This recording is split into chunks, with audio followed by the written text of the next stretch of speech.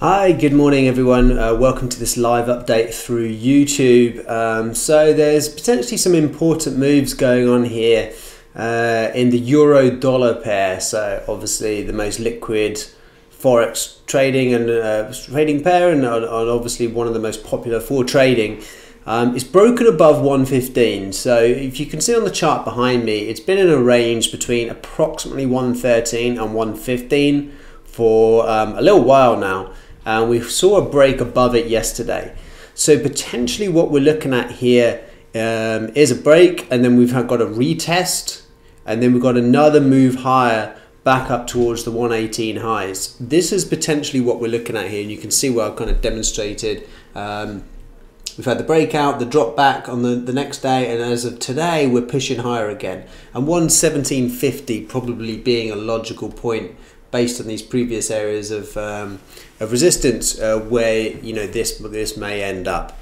Now, having said this, one thing to be aware of when you're trading the euro especially, but really all forex pairs, is just to pay attention to what the dollar index is doing. So the US dollar obviously being the main reserve currency, the DXY just hit 95. 95 is quite a big important support level and a big psychological level for DXY. If DXY finds support, normally what you expect is for euro dollar to find resistance. So have a look at your DXY chart and see if you can spot that.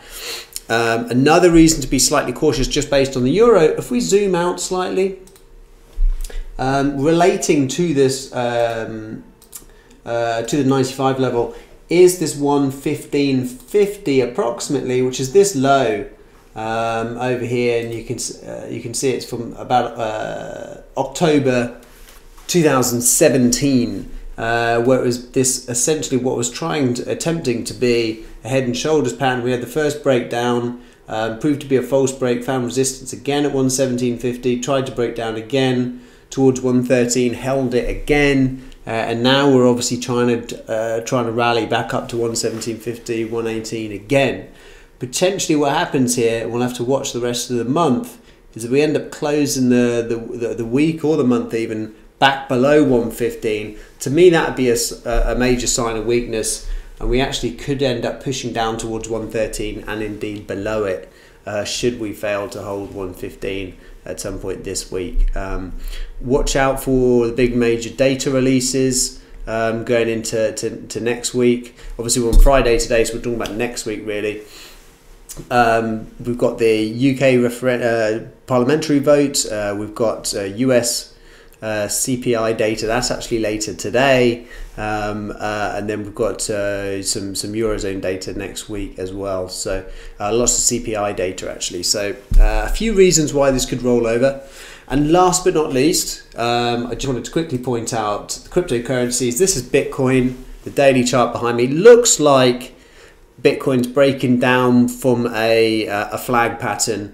So a triangle pattern on the short term, but in the context of that first leg lower, it would be a bear flag, and first obvious targets at 3,000, but we've pinpointed 2,250 since it broke 6,000 because from people more knowledgeable on the issue than myself, Bitcoin miners tell me that that's a cost of production for some Bitcoin, some of the bigger Bitcoin miners is around that 2,250 mark. So potentially a downside target if this move today follows through. It may not, of course. We're playing probabilities here, but given the general weakness in the market, it seems like that's the biggest chance we have. And if any kind of bounce we can get from yesterday's sell-off could obviously improve the risk reward if you are looking to sell this. All right, thank you very much for watching. Good luck with trading for the rest of the day. So Jasper signing out.